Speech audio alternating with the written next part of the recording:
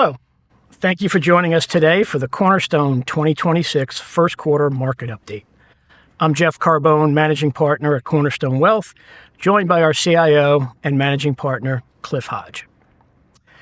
As Cornerstone Wealth continues our year of celebration for the 25th anniversary of serving you, our clients, we thank you. Thank you for all playing the biggest role over those years. It's our honor and pleasure in helping you. Okay, let's move through the early part of 2026. Investors continue to navigate a market environment shaped by resilient economic growth, evolving Federal Reserve policy. Let's also say who is going to lead the Fed, persistent inflation pressures, geopolitical uncertainty, and rapid technological transformation driven by one and only AI. The first quarter again reminded us that markets rarely move in a straight line. While corporate earnings and AI-driven investment trends have continued to support equity markets, volatility returned as investors reassess valuations, interest rate expectations, energy prices, tariffs, and geopolitical risks.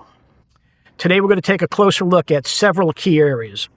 Recent market economic developments, what fundamentals continue to tell us about the U.S. economy and corporate earnings, the outlook for inflation, interest rates, and the Federal Reserve policy. Key risk investors should be monitoring moving forward, and finally, what these trends may mean for portfolio positioning and long-term investment strategy. Despite uncertainty, one thing remains constant. Markets continue to reward disciplined investors who stay focused on long-term fundamentals rather than short-term headlines. At Cornerstone, our goal is not to predict every market move, but to provide perspective, context, and clarity around underlying forces currently shaping the investment landscape. All right, Cliff, let's begin by reviewing what drove the markets during the first quarter and where we see the biggest opportunities and risks ahead. Thanks, Jeff. So let's get right into it. This slide shows what actually happened to markets during the first quarter of 2026. We wanted to set the stage before we dig into the details of what drove things. The headline is straightforward. It was a rough quarter for most stock investors. The S&P 500 fell 4.3%, and for those who are concentrated in large technology companies, what the market calls the Magnificent Seven, it was significantly worse. That group fell roughly 12% on average. Now, across the three columns on this slide, you can see how different parts of the markets performed. Equities, the left panel, were broadly negative. Fixed income in the middle held up reasonably well, with short-dated bonds performing better than long-dated ones. And on the right, you see alternatives, which is where some of the strongest returns came from during the quarter. Gold was the standout, up 8.6%. Market neutral and multi-strategy funds did their jobs, largely held flat or had small gains. And short-duration cash did exactly what you'd expect it to do when stocks fall. The takeaway is simple. Diversification worked. Now, it doesn't always work. There are certainly quarters where everything can fall together, but Q1 2026 was a textbook reminder of why we don't put all of our eggs in one basket. So now we'll get into the three key themes of the first quarter of 2026. This is our roadmap for the rest of the presentation. Three major factors drove markets in Q1, and each one shapes how we're positioning portfolios for the rest of the year. The first is the Hormuz oil shock. This is the dominant macro story of 2026. What happened in the Persian Gulf, the disruption to oil flow through the Strait of Hormuz, is the largest energy supply shock since the 1970s. About 15 million barrels per day of production have been affected. And to put that in perspective, that's roughly 15% of global supply gone almost overnight. The second theme is the AI infrastructure build-out. The five largest technology companies, Microsoft, Amazon, Google, Meta, and Oracle, are collectively spending $645 billion on infrastructure in 2026. That's up 67% over last year.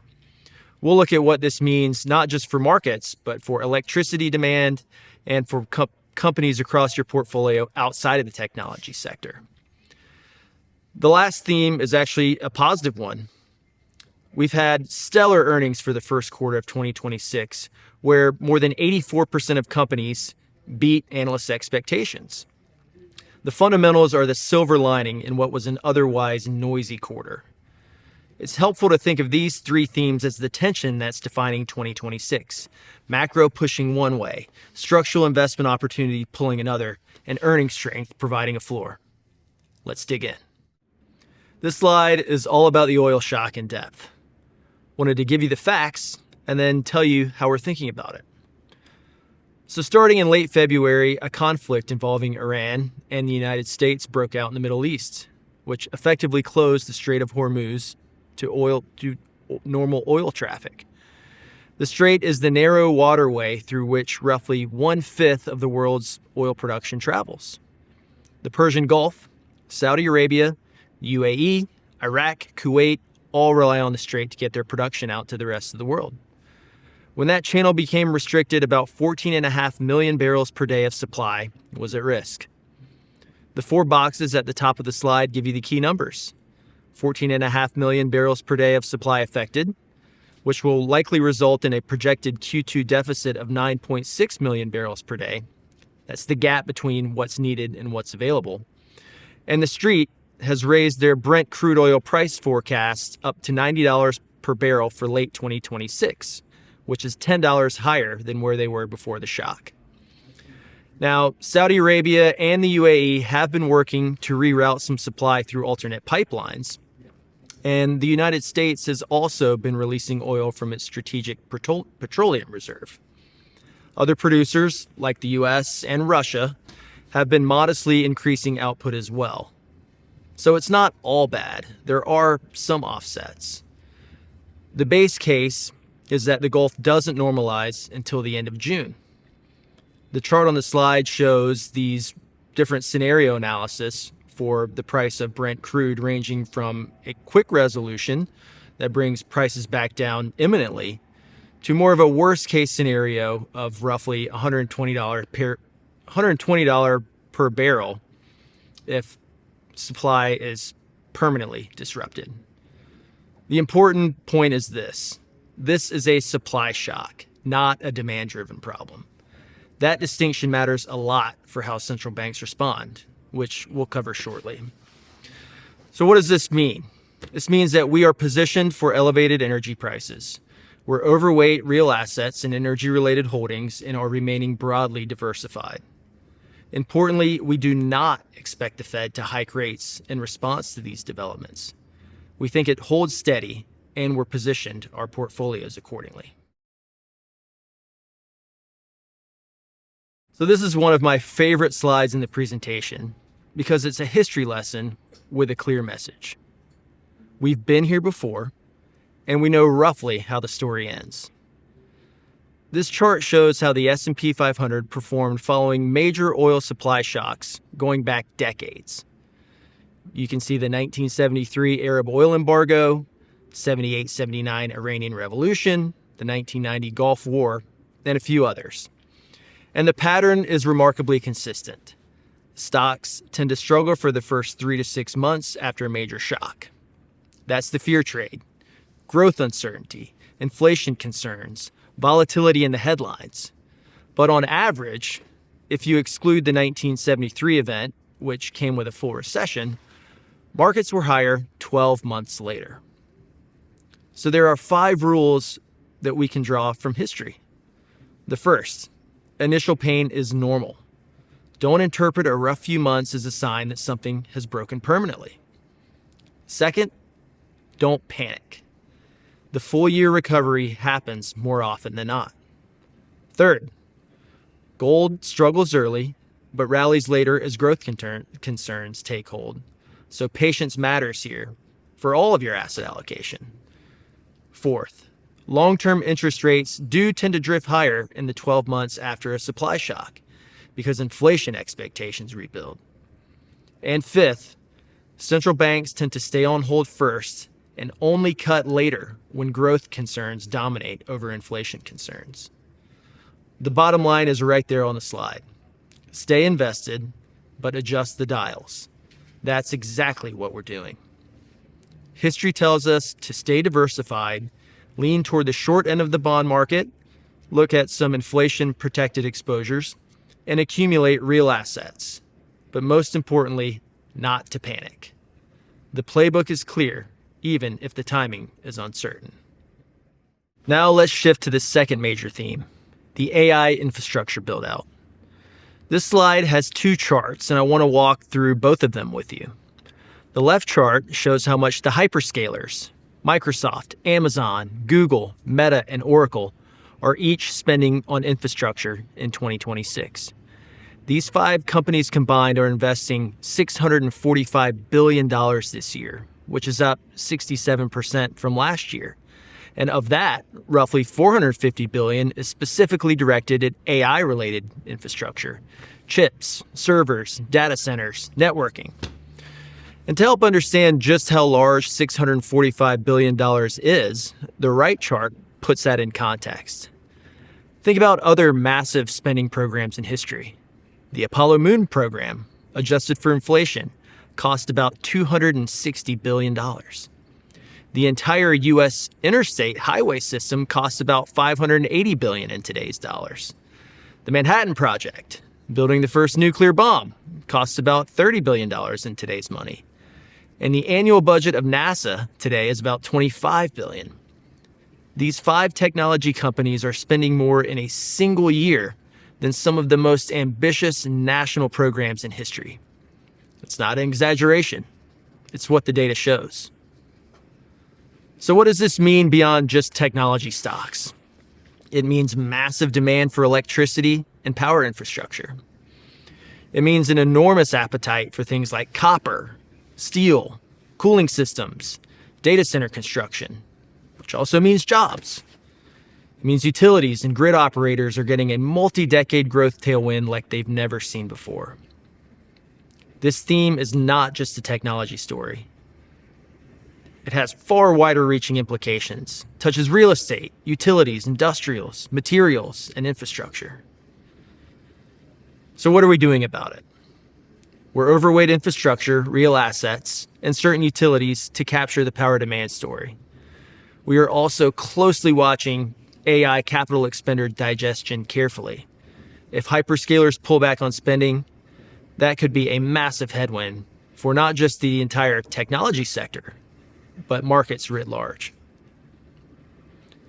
This next slide takes a deeper look at the power demand story from AI because it deserves its own dedicated conversation. This is one of the most profound structural shifts happening in energy markets today. Let's start with where we are now. In 2026, data centers globally are consuming about 1,100 terawatt hours of electricity. Now, that's not a number that most of us have any intuition for, so here's a way to think about it. That is more electricity than entire developed countries use. The chart on the slide compares data center consumption to national electricity use, and data centers are already rivaling mid-sized industrial nations. The U.S. is particularly significant. About 50% of the growth in U.S. electricity demand right now is attributable to data centers. Now, that's not a coincidence. The U.S. is home to the majority of the world's hyperscaler data center capacity. But here's what makes this slide especially important. That 1,100 terawatt hours is just the starting point. Goldman Sachs published a research report last month projecting that data center electricity demand will grow another 220% by 2030, reaching approximately 1,600 terawatt hours. In order to meet this demand, Goldman estimates that the world will need to invest roughly $720 billion in new grid infrastructure. Think power lines, transformers, substations, generation capacity, all of it needs to be built and be built quickly. So think about what that means. The power grid that took over 100 years to build needs to be materially expanded in the next 5 years. This is a generational infrastructure investment cycle. The logical question, who benefits? Well, on the one hand, utilities, those that generate power, renewable capacities, real assets, companies that build and operate the grid, data center operators, industrial companies making transformers and switchgear. This is not a speculative story about what AI might someday do. This is about electricity, which is the most fundamental input to the modern economy, and the demand for it doubling in a 5-year period. Power demand growth is set to more than double by 2030. This is going to structurally favor things like utilities, grid infrastructure companies, and a whole variety of industrial operators. This is a durable, multi-decade investment cycle, not a cyclical one. And we're very keen to build exposure around both public and private strategies that can take advantage of this structural tailwind. And now for the good news. And there really is good news here. This slide covers first quarter earnings, which I described earlier as the silver lining for the quarter. 84% of S&P 500 companies that have reported so far have beaten earnings expectations. That's above the 5-year average of 78%. And 81% have also beaten revenue estimates, which is also well above the historical average of about 70%. The blended earnings growth rate, which combines actual results with estimates for companies that have not yet reported, came in at 15% year over year, which is strong by any measure. But what really caught our attention is that the profit margin number, 13.4% in Q1, is the highest ever recorded since FactSet started tracking these numbers back in 2009. Companies have figured out how to run lean. Despite wage pressures and input cost volatility, margins are at record highs. The technology sector is leading the way at 29.1% margins, but fortunately, the strength is broad.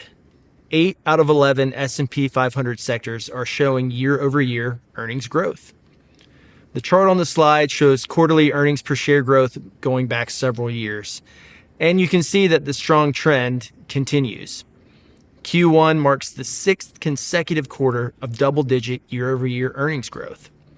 And looking ahead, consensus expects almost 19% full-year EPS growth for 2026, with each of the next 3 quarters expected to deliver at 20% or better. There is one nuance worth noting. The so-called Magnificent Seven tech stocks are still expected to grow faster, at about 23%, compared to the other 493 companies in the S&P at 12.5%. So while the growth is broadening, there is still a concentration story at play. Earnings are really the fundamental anchor that keeps us invested. Yes, the macro is noisy, but companies are performing.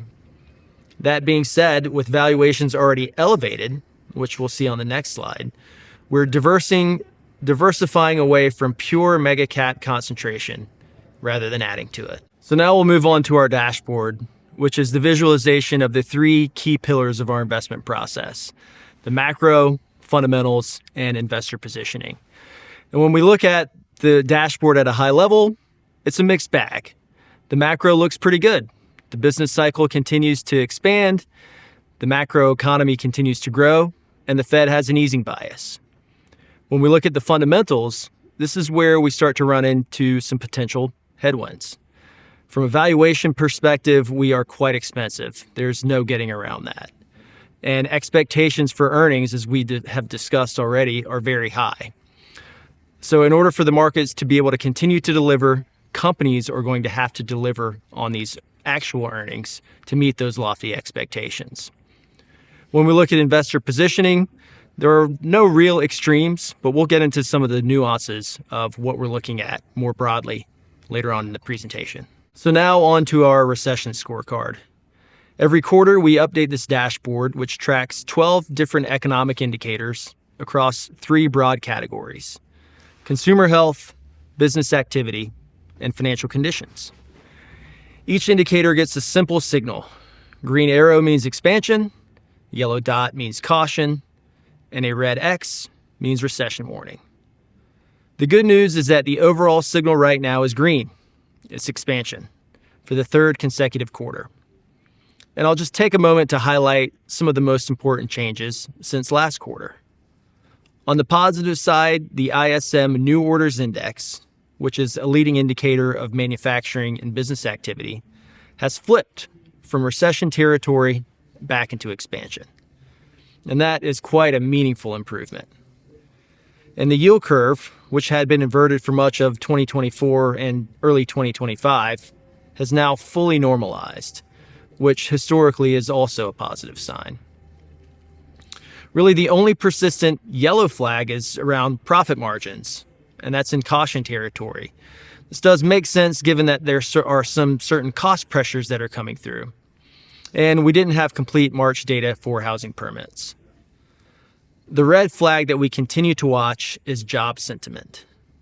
This is a survey-based measure of how confident consumers feel about their employment prospects. It's been in recession territory on our dashboard for several quarters now. And historically, it's a leading indicator, meaning that it tends to move before actual job losses show up in the data, which we have yet to see. The labor market has actually been quite resilient. So we're watching these labor market releases very carefully going forward. So the bottom line here is that recession is not our base case. The data is solid enough that we remain constructively positioned. But the combination of the oil shock and the job sentiment signal mean we are keeping our portfolios very diversified rather than going all in on risk assets. The expansion signal supports our risk on tilt, but it doesn't give us license to ignore some of the yellow flags. We remain invested, but also remain diversified. So the next slide is all about the Fed. And this is where I want to push back a little bit against what the market seems to be pricing in, because at the end of the day, we disagree. So here's the setup. At the start of 2026, interest rate futures markets were pricing in 4 Fed rate cuts for the year. Fast forward to today, and that has completely flipped. As the oil shock continues to push energy prices higher and inflation readings up, markets are now pricing in the possibility of potential hikes by the end of the year. We think that's wrong, and here's why. Higher oil prices are what economists call a supply-side shock. They raise prices at the pump and energy bills, yes, in the short run, but they also destroy demand. People drive less, companies cut back on energy-intensive activity, and consumers have less money left over to spend on other things. Historically, supply shocks are self-limiting when it comes to inflation. The price spike is real, but often temporary. If you look at every major oil shock in modern history, central banks that hiked aggressively in response made the economic pain so much worse. The ones that held steady and waited for the growth impact to manifest ended up making the right call. We expect the Fed to at least stay on hold through mid-year, not hiking, not cutting. And then as growth concerns dominate into the data into the back half of 2026, we expect rate cuts to resume, either late in the year or early in 2027. So what does that mean for you? First, short-term bonds look attractive because they are offering solid yields without much duration risk. We'd fade the long end of the yield curve because if inflation expectations rebuild, long-term yields could actually rise. And in cases where it makes sense, inflation-protected securities, or TIPS, remain a sensible holding given all the uncertainty. So now let's get into valuation, which is the honest conversation I want to have with you about U.S. stocks.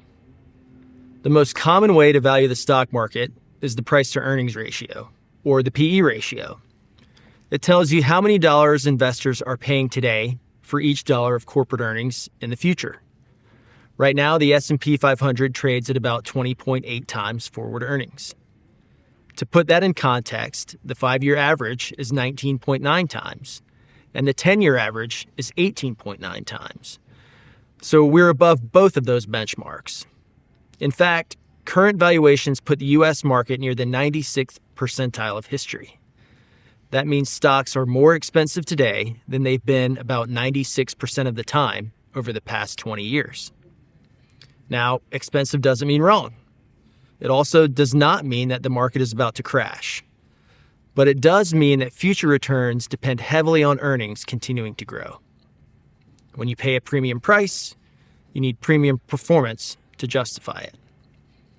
If earnings disappoint, say the oil shock hits margins harder than expected, or AI investment takes longer to pay off, we could see a meaningful multiple compression, meaning that prices may fall even if earnings are flat. The right chart shows sector-level valuations compared to 20-year norms. Most sectors are trading rich versus their own history. There certainly are some areas that are displaying more reasonable valuations in some of the value-oriented sectors, small and mid-cap stocks, international markets, particularly Europe and parts of Asia.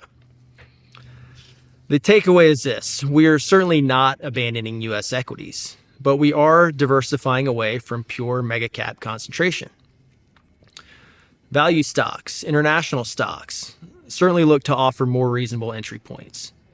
And if you have a large concentrated U.S. large cap portfolio, this is not a bad environment to consider broadening out. So now we'll move on to the bond market. The good news here is that yields are broadly attractive to where they've been over the past 20 years. The nuance is that the premium you get for taking on credit risk is relatively thin. The chart on the left shows yields across different categories of bonds. Things like U.S. Treasuries, investment-grade corporates, high yield, mortgage-backed securities, TIPS, and others. And what you can see is that in most categories, current yields are in the upper portion of their historical range. This is good news. After a decade of near zero interest rates, bonds are finally paying investors meaningfully to hold them. And that is really a big deal for some of our clients looking for more income-oriented portfolios. The right chart shows credit spreads. This is the additional yield you receive for holding a corporate bond instead of a treasury. For investment-grade bonds, spreads are tight. For high-yield bonds, also known as junk bonds, spreads are also very tight relative to history. So what does this mean practically? If you're buying things like treasuries or high-quality mortgage-backed securities, you're getting a solid yield without having to take on a lot of credit risk, which is quite attractive. But for those who have been reaching into lower quality credits to pick up extra yield, the math doesn't work. You're really just not being compensated very generously for that additional risk. So in an environment where an oil shock could stress corporate cash flows, we think quality really matters. And for those clients who do want extra yield beyond what traditional bonds offer, frankly, we see better risk-adjusted opportunities in private credit and in real asset income strategies, where clients can earn an attractive return with better structural protections. So what does this mean for you? We're leaning into short duration, high quality bonds, things like treasuries, investment grade credit, mortgage backed. We want to be very selective on lower quality credits and not get out over our skis. Private credit and real asset income can add supplemental yield for those investors who are eligible. Now we'll look at positioning. This slide looks at what professional investors are doing, the hedge fund community, pension funds, other sophisticated players, and how they are positioned. And this matters to us because professional positioning can create short-term technical pressures that affect prices, even when the underlying fundamentals are fine. Here we highlight 4 key signals. First, hedge fund positioning, also known as the machine. Trend-following hedge funds, these are the quant funds that follow price momentum, have built up a large long position in U.S. stocks as the market has rallied since bottoming earlier in the year. When these markets are rising, these funds pile in. But if markets stall or reverse, they become forced sellers. That's a near-term risk that we're watching closely. Second, short selling has unwound. Investors who were betting against U.S. stocks earlier in the year, shorting ETFs, have reduced those positions by 21% in the past month. This tells us that bearish sentiment has cooled quite significantly. The flip side here means less fuel for short covering rallies going forward. Third is pension fund rebalancing. With stocks down in Q1, pension funds typically should be buying equities. But because bonds struggled as well, they're actually having to take a different tact. This month, estimates suggest that about $25 billion in institutional selling could create a near-term headwind. And then last but not least, market breadth.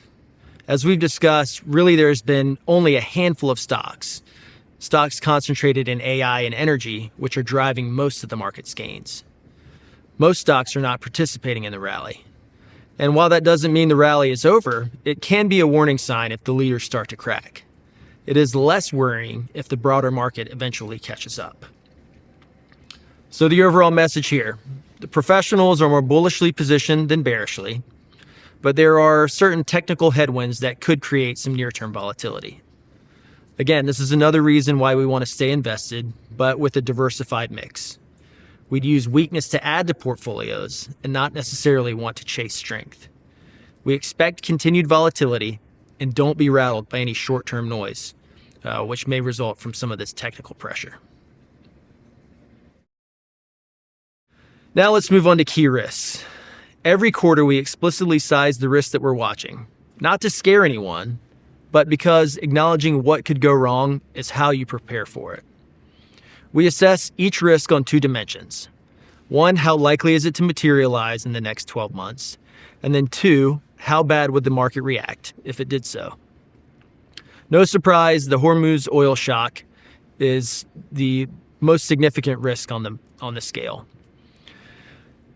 If the base case doesn't materialize and oil prices don't get back to $90 by the end of Q2, it could meaningfully change the macro picture going forward. What we want to avoid is a recession. Next is the labor market. Remember that sentiment indicator which was flashing red? Well, fortunately, the data has all come in quite strong, but it is something that we need to keep a close eye on. And then the last one we'll mention here is this mega cap concentration risk. The top 6 stocks in the S&P 500 have driven 71% of earnings estimate revisions this year. If these companies disappoint, or if rotation away from them accelerates, the impact to the broad indexes could be significant. Let's not forget about AI. We've talked about the hyperscalers and their decision to commit $645 billion of AI investments. But what if these returns on these investments don't materialize quickly enough? This is one of the key risks that we'll be watching quite closely, as we want to make sure that these companies don't pull back on this large AI commitment. Wanted to take a moment and highlight a timely opportunity which we are particularly enthusiastic about, because this is where we see the most compelling opportunity given everything that we've discussed today. And I wanted to just take a moment to highlight 3 specific areas within real assets. Real estate income. Think net lease properties. The kind where a large creditworthy tenant like a national retailer or a healthcare provider, industrial company signs a long-term lease and contractually increases rent over time. These assets are quite attractive right now because cap rates, which is the yield you receive as a landlord, have expanded as interest rates have risen. Entry yields today are well above what you can get from public market alternatives. And the contractual rent escalators protect you from inflation over time. This is one of our more high conviction areas in the income portion of client portfolios. Next, we'll highlight real estate growth. Here we're looking at things like multifamily housing, apartment buildings, and industrial warehouses. Again, these property types have seen cap rate expansion as rates rose, meaning that valuations have pretty drastically reset. In many markets, you actually now see the opportunity to buy these properties at below replacement costs. And supply pipelines, new construction, have all thinned out because high rates and higher energy costs have made buildings more expensive. And when demand returns and supply is limited, we would expect rent growth to start to accelerate. Now, this is a 3 to 5 year view. So for those who have patience, we think that today's entry point is quite attractive. But if you do need near-term liquidity, maybe the timing is a little bit less appropriate. Lastly, we'll highlight infrastructure, where we've talked a lot about the AI power-driven demand today. Infrastructure is one of the key ways to invest in that theme. Utilities, power transmission, data center operators, pipelines. These assets generate inflation-linked regulated revenues, and they're boring in the best possible way. You get steady cash flows, real asset protection, and now a massive AI-driven growth tailwind layered on top. You can access all three of these themes through publicly traded vehicles, things like REITs, listed infrastructure ETFs, utility stocks. But for qualified investors, private real estate and infrastructure funds offer additional return potential with less correlation to daily market moves. At Cornerstone, we are able to tailor the implementation to each one of our clients' objectives and circumstances. So to reiterate, real assets are one of our highest conviction areas right now in income. They offer income, growth potential, and inflation protection, which are available across a range of structures to suit various client needs. Now, we're going to bring it all together. This slide covers our positioning overview in one single page. The way to read this is that it is our views on the relative attractiveness of various asset classes. And rather than going line by line, just let me give you the broad framework. The takeaway is that we are constructively positioned overall, meaning that we think staying invested is the right call, but we do want to take advantage of certain tilts. On the equity side, we want to lean toward quality, lean toward value, and diversify away from pure large cap U.S. growth. International markets look attractive, particularly developed. Europe and Japan are very attractive based on valuation metrics. Small and mid-cap exposures can offer more reasonable multiples as well, but we just want to make sure that there is a profitability lens, as many of these companies don't have profits. On the fixed income side, we're favoring short duration and higher quality. We want to avoid reaching for yield in lower quality credits at current spread levels. And alternatives continue to be one of the key areas where we think that investors should remain overweight. This is where we have very high conviction. Absolute return strategies can be great diversifiers for public portfolios. And as we've talked about, real assets as well are going to be the beneficiaries of some structural tailwinds, which will likely persist for years. And this brings us to the final slide. We wanted to highlight three key takeaways for investors as we prepare to navigate the remainder of 2026. First and foremost, the oil shock is the dominant macro variable for 2026 and beyond. The shock has redefined the macro outlook. 2, earnings are the silver lining. Q1 2026 delivered. We got an 84% beat rate, 15% growth rate, and record margins. Really, it is the underlying fundamental strength of the economy and of these large cap companies that want to keep us invested, but keep us diversified, which brings us to point 3. We want to diversify, prepare, and stay disciplined.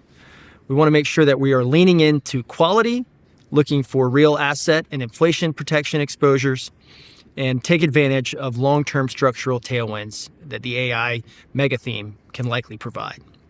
We can't predict, but we can prepare, and disciplined diversification is the antidote to the unknown. I want to thank you for taking the time to join us today. Thank you for placing your confidence and trust in us here at Cornerstone Wealth Group, and I look forward to the next time that we can all be together again. Thank you. Thank you, Cliff, for the detail and clarity shared. As we wrap up today's discussion, we want to thank each of you for taking the time to join us. Your continued trust and confidence is greatly appreciated and never taken lightly by your Cornerstone team. While markets and headlines will continue to change, our focus remains the same, helping you stay grounded in a disciplined, long-term investment approach while navigating both opportunities and risk along the way.